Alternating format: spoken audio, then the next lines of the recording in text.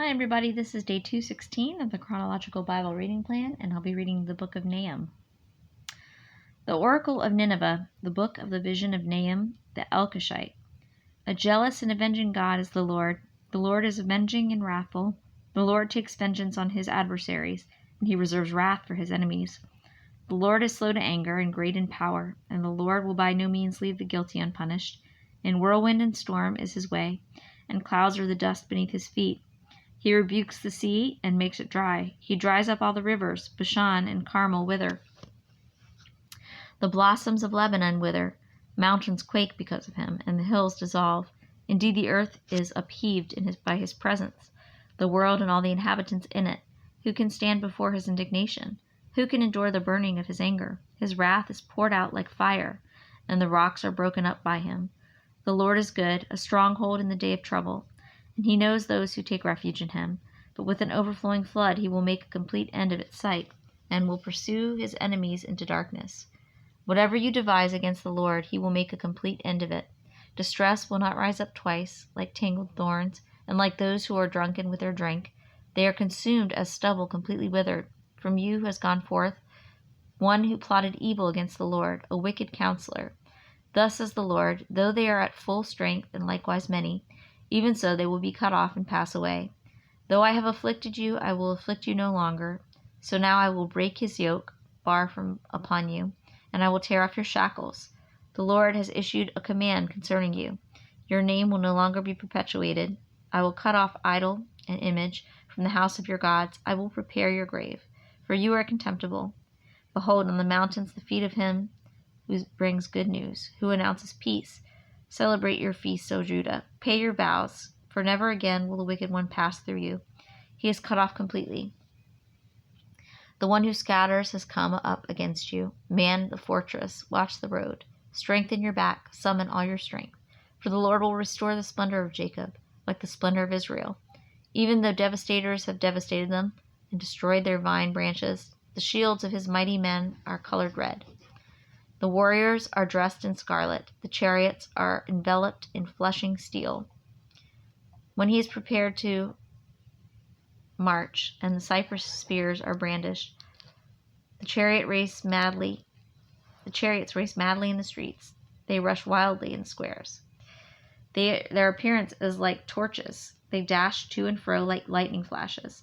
He remembers his nobles. They stumble in their march. They hurry to her wall, and the mantelet is set up.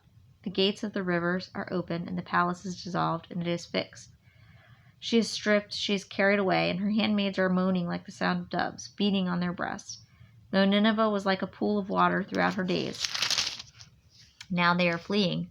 Stop, stop, but no one turns back. Plunder the silver, plunder the gold, for there is no limit to the treasure. Wealth from every kind of desirable object. She is emptied. Yes, she is desolate and waste. Hearts are melting and knees knocking, and also anguish is in the whole body, and all their faces are grown pale. Where is the den of the lions and the feeding place of the young lions, where the lioness, and lion's cub prowled, with nothing to disturb them? The lion tore enough for his cubs, killed enough for his lionesses, and killed his lairs with prey, and his dens with torn flesh. Behold, I am against you, declares the Lord of hosts. I will burn up her chariots in smoke. A sword will devour your young lions. I will cut off your prey from the land, and no longer will the voice of your messengers be heard. Woe to the bloody city, completely full of lies and pillage. Her prey never departs. The noise of the whip, the noise of the rattling of the wheel, galloping horses and bounding chariots, horsemen charging, swords flashing, spears gleaming, many slain, a mass of corpses, and countless dead bodies. They stumble over the dead bodies, all because of the many harlotries of the harlot, the charming one, the mistress of sorceries, who sells nation by her harlotries and families by her sorceries. Behold, I am against you, declares the Lord of hosts, and I will lift up your skirts over your face, and show to the nations your nakedness, and to the kingdoms your disgrace. I will throw filth on you, and make you vile, and set you up as a spectacle. And it will come about that all who see you will shrink from you, and say, Nineveh is devastated. Who will grieve for her? Where will I seek comforters for you? Are you better than Nahum, which was situated by the waters of the Nile, with which water surrounding her, whose rampart was the sea, whose wall consisted of the sea. Ethiopia was her might, and Egypt too without limits.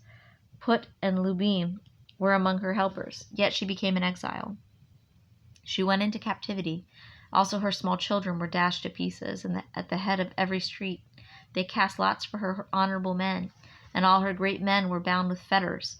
You too will become drunk. You will be hidden. You too will search for a refuge from the enemy. All your fortifications are fig trees with ripe fruit. When shaken, they fall into the eater's mouth. Behold, your people are women in your midst. The gates of your land are open wide to your enemies. Fire consumes your gate bars. Draw for yourself water for the siege. Strengthen your fortifications. Go into the clay and tread the mortar. Take hold of the brick mold. There fire will consume you. The sword will cut you down.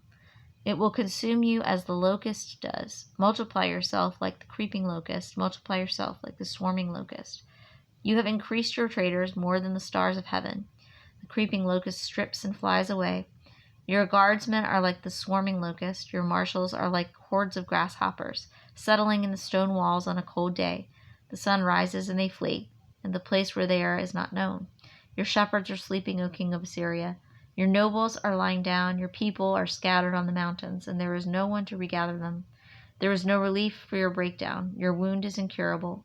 All who hear about you will clap their hands over you, for on whom has not your evil passed continually?